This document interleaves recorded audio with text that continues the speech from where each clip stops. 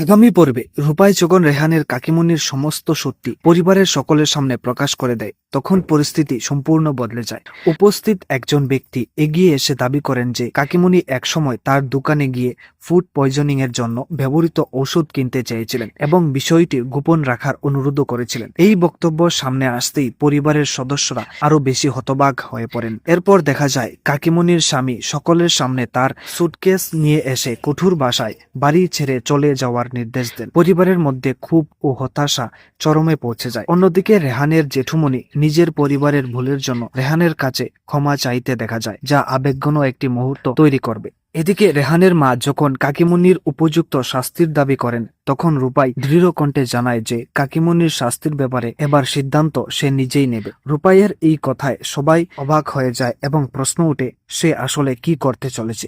এবার সম্ভবত রূপাই হয়তো প্রতিশোধের বদলে এমন একটি শাস্তি দেবে যা কাকিমুনিকে নিজের ভুল উপলব্ধি করতে বাধ্য করবে। তো ভিডিওটি ভালো লাগলে অবশ্যই লাইক এবং চ্যানেলটিকে সাবস্ক্রাইব করুন প্রত্যেকদিন এরকম আপডেট জানতে।